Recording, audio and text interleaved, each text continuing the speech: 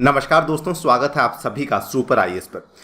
Super IAS पे हम लोग आपके लिए एनसीईआरटी क्लास 7th की ज्योग्राफी की लेक्चर सीरीज को आज के इस लेक्चर से शुरू कर रहे हैं। आपको बता दें कि इसके पहले हम लोग already class 6th geography NCERT को समाप्त कर चुके हैं। अगर आप लोगों ने उस पर्टिकुलर सीरीज को नहीं देखा है और देखना चाहते हैं तो मैं आपके लिए उसकी जो प्लेलिस्ट है उसका लिंक दोस्तों नीचे डिस्क्रिप्शन में ऐड करवा रहा हूं, वहां पर जाकर के उसको डेफिनेटली रेफर कीजिएगा। अगर आप लोग अपनी तैयारी को बिल्कुल बेसिक से शुरू करना चाहते हैं या फिर शुरू करने की तैयारी में है तो उस केस में वो वाली जो एनसीईआरटी क्लास 6 ज्योग्राफी है वो आपको काफी ज्यादा मदद कर सकती है। आज के इस लेक्चर में हम लोग हमारी अगली क्लास की एनसीईआरटी क्लास 7th ज्योग्राफी को शुरू करने वाले हैं, जिसमें कि लेक्चर नंबर 1 में हम लोग डिस्कस करने वाले हैं चैप्टर नंबर 1 के बारे में, दैट इज एनवायरमेंट। हम लोग बहुत ही ब्रीफली, बहुत ही सिंपल टर्म्स में बात करेंगे कि एनसीईआरटी में एनवायरनमेंट को लेकर क्या क्या बातें कही गई हैं। इनफैक्ट मैं आपको याद करवा दूं कि हमने क्लास 6 की जो एनसीईआरटी थी उसमें कुछ चीज़ों को कवर किया था, जिसमें कि हमने डोमेन्स ऑफ द अर्थ के बारे में चर्चा करी थी। अगर आपको ध्यान होगा तो हमने डोमेन्स ऑफ द अर्थ में लिथोस्फेयर, एटमॉस्फेयर और हाइड्रोस्फेयर की बात करी थी। ऑलमोस्ट सिमिलर टर्म्स पे हम लोग इस लेक्चर में भी एनवायरनमेंट की जो अलग अलग डोमेन्स हैं उसके बारे में बात करेंगे और ऑलमोस्ट एक तरीके से इन्हीं चीज़ों के बारे में एक बार हम लोग फिर से बात करेंगे, बिकॉज एनवायरनमेंट में असल में यही चीज़ें आती हैं, लिथोस्फेयर, एटमॉस्फेयर, हाइड्रोस्फेयर वगैरह वगैरह। और साथ में और भी चीज़ें जानेंगे कि एनवायरनमेंट में और क्या क्या चीज़ें आती हैं, उनके बारे में चर्चा भी हम लोग करेंगे। बिना किसी देरी के आइए शुरू करते हैं दोस्तों मेरे साथ। मेरा नाम है अनिरुद्ध। यदि आप लोग इस लेक्चर की पीडीएफ को डाउनलोड करना चाहते हैं या फिर मुझे फॉलो करना चाहते हैं तो यहां पर दिए गए टेलीग्राम चैनल के माध्यम से कर सकते हैं। इसके अतिरिक्त अगर आपने अभी तक हमारे चैनल को सब्सक्राइब नहीं किया है तो please do that, so that आपको हमारी सभी वीडियो की नोटिफिकेशंस टाइम टू टाइम मिलते रहें। शुरू करने से पहले बताना चाहूंगा कि अगर आप लोग घर बैठकर अपनी यूपीएससी की तैयारी को शुरू करना चाहते हैं दोस्तों, टेक्स्ट बुक आपके लिए लेकर आया है सुपर कोचिंग, जिसमें कि इंडिया के बेस्ट यूपीएससी इंस्टीट्यूट्स के माध्यम से आप लोग अपनी तैयारी को बूस्ट कर सकते हैं। इनसे पढ़ने के लिए आपको जो खर्चा आएगा that is only 30,000 rupees per annum, और उसमें भी आपको 20% का डिस्काउंट अवेलेबल करवाया जाएगा अगर आप लोग special referral code A2 sir इस्तेमाल करेंगे। ये मेरा स्पेशल रेफरल कोड है और इसको इस्तेमाल करने के बाद जो इफेक्टिव आपको कॉस्ट पड़ेगी that is only 24,000 rupees per annum, यानी कि इफेक्टिवली आप 2,000 रुपये प्रति मंथ में अपनी तैयारी को शुरू कर पाएंगे। ऑल राइट, तो शुरू करते हैं। एनवायरनमेंट के बारे में कुछ बेसिक जानकारियों को समझ लेते हैं। एनवायरनमेंट क्या चीज़ है? एनवायरनमेंट दोस्तों, हम लोग जब नॉर्मली बात करते हैं तो हम लोग ये बोलते हैं कि हमारे आसपास जो भी चीज़ें हमें देखने को मिलती हैं वो हमारा एनवायरनमेंट है। बिल्कुल सही बात है, इसमें कोई दो राय नहीं है। एनवायरनमेंट बेसिकली एक तरीके का बेसिक लाइफ सपोर्ट सिस्टम है। ये हमें सब कुछ देता है। जो हम लोग हवा जिससे हम श्वास लेते हैं वो भी हमें एनवायरनमेंट से मिलती है। जो पानी जो कि हम लोग पीते हैं वो भी हमें एनवायरनमेंट से मिलता है। जो खाना जो कि हम लोग खाते हैं वो भी हमें एनवायरनमेंट से मिलता है। और जो धरती, जो थल, जो जहाँ पर हम रहते हैं वो भी दोस्तों हमें एनवायरनमेंट से ही मिलता है। अब एनवायरनमेंट में सब चीज़ें आती हैं। आसपास की नेचर भी आती है, आसपास की जगहें भी आती हैं, आसपास के लोग भी आते हैं, आसपास की चीज़ें भी आती हैं। आपके आसपास में आपके पेरेंट्स हैं, आपके भाई बहन हैं, आपके रिलेटिव्स हैं, आपके आस पड़ोस में रहने वाले लोग हैं। अगर आप स्कूल जाते हैं तो आपके दोस्त हैं। ये सभी लोग, ये भी एनवायरनमेंट का ही पार्ट है। आपके आसपास दिखने वाला जो आपको पेड़ पौधे हैं, आपके आसपास दिखने वाले जो नदियां हैं, जो पानी के पॉन्ड्स हैं, कुछ भी है वो भी आपकी एनवायरनमेंट में आते हैं। आपके आसपास बनी हुई बिल्डिंग्स, आपके आसपास बनी हुई जो सड़कें हैं वो भी दोस्तों एनवायरनमेंट में आती हैं। आपके आसपास देखने वाली जो गाड़ियां हैं या फिर जो घर हैं या फिर जो साइकिल है या फिर जो ऑटो रिक्शा है, वो सब चीज़ें आपकी एनवायरनमेंट में फॉल करती हैं। यानी कि कुछ भी चीज़ जो कि किसी लिविंग ऑर्गेनिज्म को सराउंड करती है, हम लोग उसको एनवायरनमेंट के एरिया में डाल सकते हैं। इसी आधार पर हमने क्या किया कि एनवायरनमेंट को हमने ब्रॉडली क्लासिफाई कर दिया दो भागों में।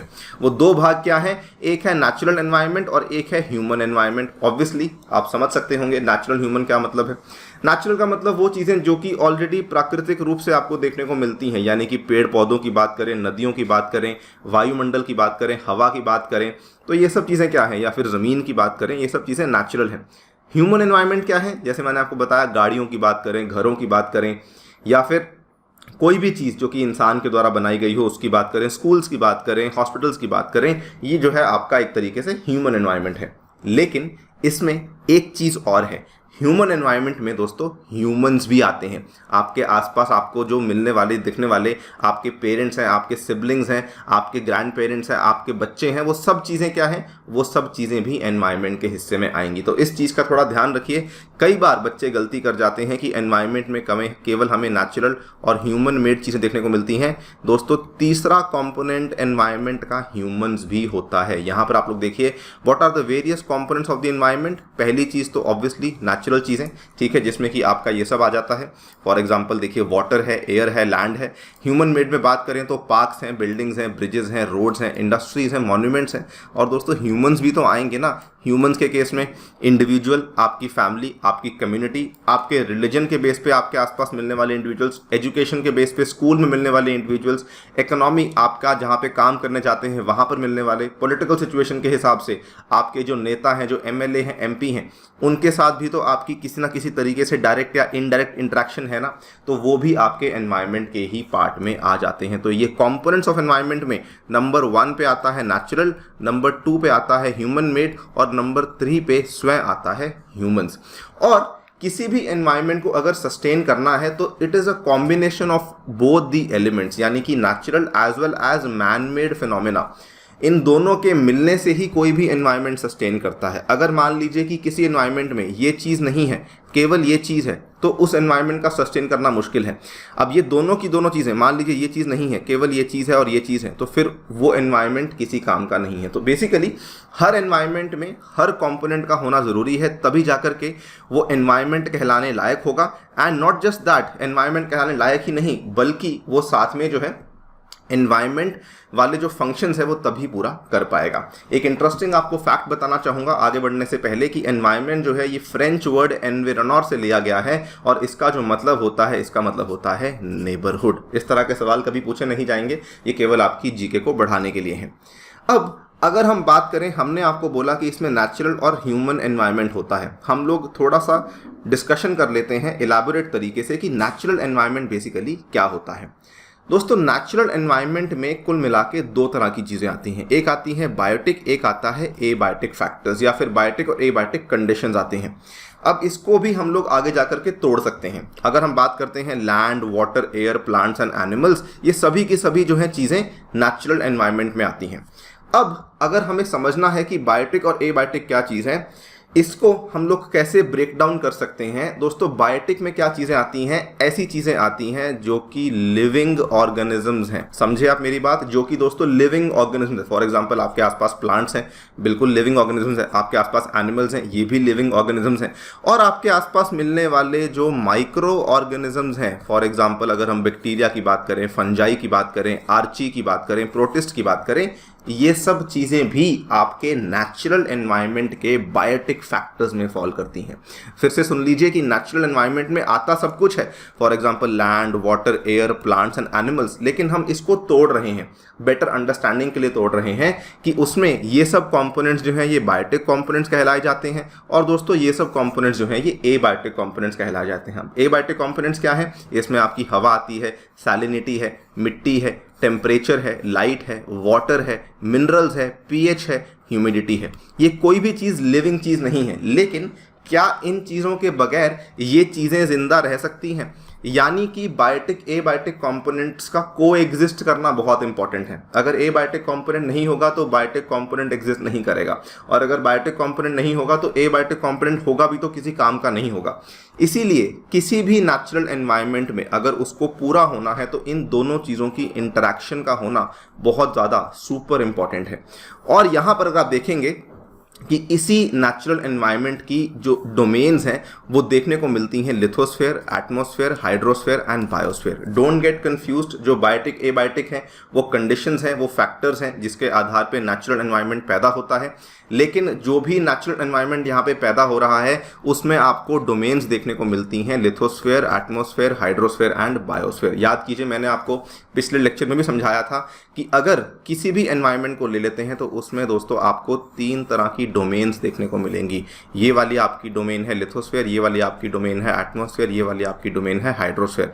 और यहाँ पर ये वाला जो इसके बेसिस पर एक ऐसा एरिया बनता है जहाँ पर ये तीनों चीज़ें इंटरेक्ट करती हैं आपस में, इसको हम लोग बायोस्फीयर बोलते हैं। अब ये पूरी की पूरी चीज़ क्या है, ये दोस्तों पूरी की पूरी चीज़ क्या है, ये आपका नेचुरल एनवायरनमेंट है, ये आपका पूरा का पूरा नेचुरल एनवायरनमेंट है। ये पैदा कैसे हुआ है, ये पैदा हुआ है बायोटिक प्लस ए बायोटिक फैक्टर्स की मदद से, बायोटिक और ए बायोटिक फैक्टर्स की मदद से ये वाला आपका नेचुरल एनवायरनमेंट यहाँ पर पैदा हुआ है। बायोटिक ए बायोटिक फैक्टर्स क्या है, ये वाले बायोटिक फैक्टर्स हैं, ये वाले आपके ए बायोटिक फैक्टर्स हैं। आई होप यू अंडरस्टैंड कि नेचुरल एनवायरनमेंट बेसिकली किस तरीके से यहाँ पे हम उसको ब्रेक डाउन कर सकते हैं, किस तरीके से वो पैदा होता है, इन सब चीज़ों को आप लोग यहाँ पे समझ पा रहे होंगे। Now coming to lithosphere. Lithosphere क्या चीज़ है, it is the solid crust और the hard top layer of the earth. हम लोग आपसे डिस्कस कर चुके हैं पहले भी इसके बारे में ब्रीफली। तो लिथोस्फेयर बेसिकली क्या चीज़ है, जो आपका धरती पे मिलने वाला जो टॉप लेयर है वो आपका सॉलिड क्रस्ट, वो आपका लिथोस्फेयर है। ये रॉक्स और मिनरल से बनता है and it is also covered by a thin layer of soil. और लिथोस्फेयर जो है ये ऊबड़ खाबड़ होता है बिकॉज इसके ऊपर आपको माउंटेन्स, प्लेटूज और प्लेन्स देखने को मिल जाते हैं, इवन आपको वैलीज भी देखने को मिलती हैं। तो yes, it is an irregular surface with various types of landforms such as mountains, plateaus, plains and valleys. Landforms are found over the continents and also on the ocean floors. किस किस तरह के landforms बनते हैं बात करेंगे, लेकिन बहुत आगे जाकर के क्लास 11 की एनसीईआरटी में बारी आएगी कि अलग अलग तरह के landforms जो कि कॉन्टिनेंट्स, ओशन फ्लोर से बनते हैं वो किस तरह के बनते हैं। ब्रीफली हमने बल्कि क्लास 6 में माउंटेन्स की, प्लाटूज की और प्लेन्स की बातचीत तो आपके साथ करी भी हुई है। ये है हमारी नेचुरल एनवायरनमेंट का पहला डोमेन, दैट इज लिथोस्फेयर। ठीक है, इसमें अगर आप देखेंगे लिथोस्फेयर एक ऐसा डोमेन है जहाँ पर आपको बहुत सारी मिनरल वेल्थ भी देखने को मिलती है। It is also the domain that provides us forest, grasslands for grazing, lands for agriculture and human settlements.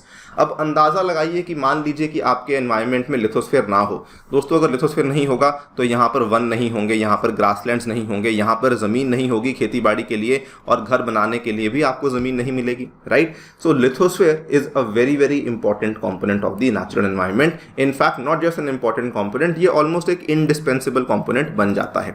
ये भी लिथोस्फेयर की यहाँ पर आपके सामने जो चीज़ें दिखाई गई हैं, एक तरीके से लिथोस्फेयर की बेसिकली आगे जाकर के हमने उसकी लेयर वाइज उसकी कैटेगराइजेशन करी हुई है, लेकिन अभी हम लोग इसकी बात नहीं करेंगे बिकॉज इसकी चर्चा हमें क्लास 7 एनसीईआरटी में नहीं करनी। आगे जाकर के जब हम थोड़ा और डेप्थ में जाएंगे तब इन चीज़ों की बात करेंगे कि लिथोस्फेयर की भी अलग अलग असल में लेयर्स होती हैं, जैसे कि क्रस्ट है, जैसे कि मैंटल है, देन आउटर कोर है, इनर कोर है। बट अभी आपको घबराने की बात बिल्कुल भी नहीं है। तो ये आपका लिथोस्फेयर है।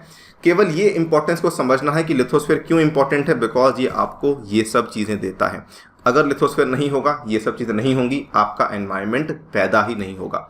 हाइड्रोस्फेयर की बात करें, अब हाइड्रोस्फेयर क्या है दोस्तों, जहां पर भी आपको पानी देखने को मिलता है ऑन द ग्राउंड, ठीक है, सरफेस में, वो आपका हाइड्रोस्फेयर का पार्ट है। अगर सराउंडिंग्स में, अगर मान लीजिए हवा में ह्यूमिडिटी है, वो भी दोस्तों आपके हाइड्रोस्फेयर का पार्ट है। अगर धरती के नीचे पानी है यानी कि अंडरग्राउंड वाटर है, वो भी आपका हाइड्रोस्फेयर का पार्ट है, क्योंकि है तो कहीं ना कहीं पानी।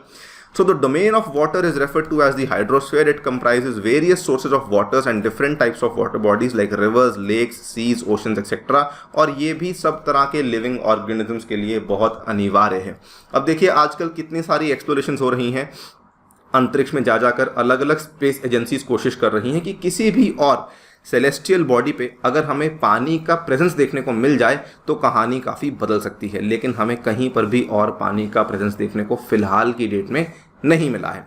इसीलिए अब अंदाज़ा लगाइए कि मान लीजिए कि आपके एटमॉस्फेयर में, आपके एनवायरनमेंट में पानी ना हो तो क्या यहाँ पे जीवन संभव है? क्या यहाँ पे पेड़ पौधे हो पाएंगे? क्या यहाँ पे जो पशु पक्षी हैं क्या वो यहाँ पर जिंदा रह पाएंगे? नहीं रह पाएंगे। तो yes, water is also very important and hence the second important domain of our natural environment is the hydrosphere. Third important domain की बात करते हैं एटमॉस्फेयर की। Atmosphere is the thin layer of air जो कि धरती को सराउंड करती है।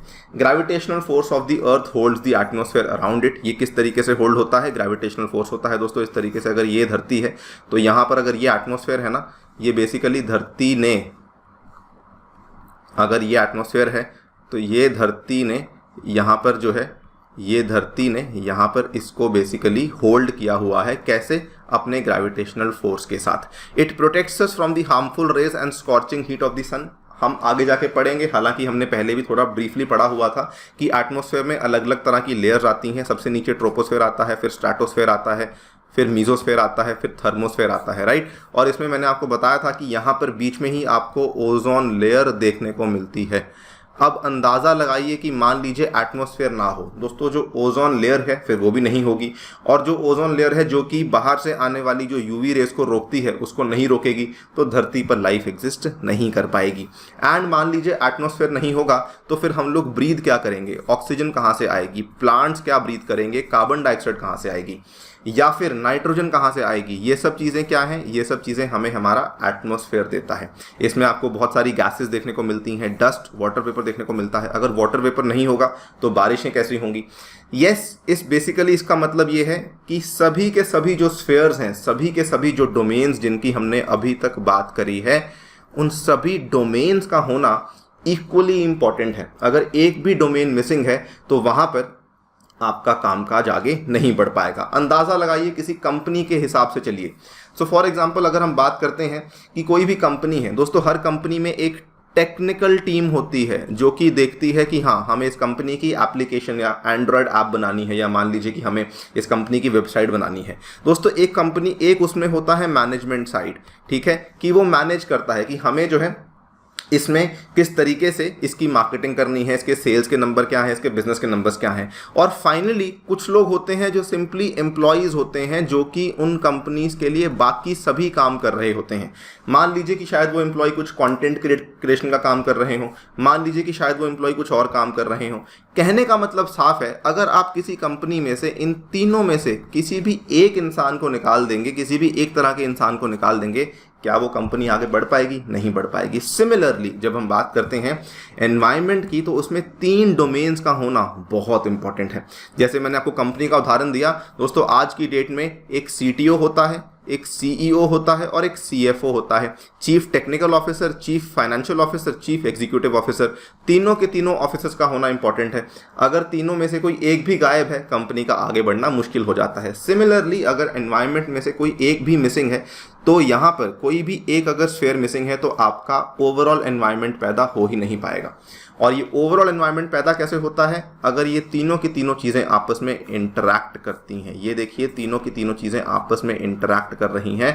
Atmosphere, जियोस्फेयर, that is also your lithosphere, lithosphere को दूसरा नाम जियोस्फेयर भी कहा जाता है, और तीसरा हाइड्रोस्फेयर है। तीनों आपस में इंटरैक्ट करते हैं और आपका यहाँ पर जो है ये बायोस्फेयर पैदा हो जाता है। Plant and animal kingdom together make biosphere और the living world. It is a narrow zone of the earth where land, water and air interact with each other to support the life. Again, अगर ये तीनों elements आपस में interact करेंगे तभी जाकर के बायोस्फेयर पैदा होगा। एक भी मिसिंग होगा तो बायोस्फीयर पैदा नहीं होगा। You might think I am being repetitive, but दोस्तों यही सत्य है। अगर आप किसी भी एक चीज़ को मिस कर देंगे तो उस केस में आपका एनवायरनमेंट पैदा ही नहीं होगा। एंड इसी एनवायरनमेंट के जो फैक्टर्स की बात हमने करी, इसमें आपको 2 तरह के फैक्टर्स देखने को मिलते हैं, बायोटिक और एबायोटिक फैक्टर्स, जिसको कि हमने क्लासीफाई कर दिया है। अब there is one more term that is called as ecosystem. अभी तक हम लोग एनवायरनमेंट की बात कर रहे थे कि एनवायरनमेंट हमारा नेबरहुड है वगैरह वगैरह। एनवायरनमेंट में हमने 2 चीज़ों की बात करी थी, जिसमें कि हमने आपको बताया कि one is your natural environment and one is your human environment. ठीक है, हम लोग नेचुरल एनवायरनमेंट की बात कर चुके हैं, लेकिन नेचुरल एनवायरनमेंट में एक टर्म और है जिससे मैं आपको रूबरू करवाना चाहता हूं, दैट इज इकोसिस्टम। ये देखिए एनसीईआरटी भी इसको बहुत अच्छे तरीके से बताती है। It is a system formed by the interaction of all living organisms with each other and with the physical and chemical factors of the environment in which they live, all linked by transfer of energy and material। फिर से समझिए, जो भी चीज़ें हमने अभी तक बनाई, हमने अभी तक बायोटिक एबायोटिक फैक्टर्स बना दिया, हमने बना दिया बायोटिक फैक्टर्स, हमने बना दिया एबायोटिक फैक्टर्स। दोस्तों ये वाले जो बायोटिक फैक्टर्स हैं, जैसे प्लांट्स, एनिमल्स हैं, जब ये आपस में इंटरैक्ट करते हैं, समझिए जब ये आपस में इंटरैक्ट करते हैं और जब ये वाले बायोटिक फैक्टर्स इन एबायोटिक फैक्टर्स के साथ इंटरैक्ट करते हैं, इन केसेस में क्या पैदा होता है? इकोसिस्टम पैदा होता है। पहले हमने कहा था एनवायरनमेंट है, एनवायरनमेंट के कुछ डोमेन्स हैं, उन डोमेन्स की आपस की इंटरेक्शन से पैदा होता है बायोस्फीयर, और उसी एनवायरनमेंट की डोमेन्स में हमें देखने को मिलते हैं बायोटिक और एबायोटिक फैक्टर्स, और वही वाले बायोटिक और एबायोटिक फैक्टर्स जब आपस में इंटरैक्ट करते हैं तो हमें देखने को मिलता है ecosystem. The relation between the living organisms as well as the relation between the organisms and their surroundings, that forms the ecosystem। अब देखिए ऑर्गेनिजम्स का जब उनके सराउंडिंग के साथ रिलेशनशिप हो रहा है तो इकोसिस्टम कहा जा रहा है, और सराउंडिंग को हमने क्या कहा था? एनवायरनमेंट। यानी कि ऑर्गेनिजम्स और एनवायरनमेंट के इंटरैक्शन से दोस्तों पैदा होता है इकोसिस्टम।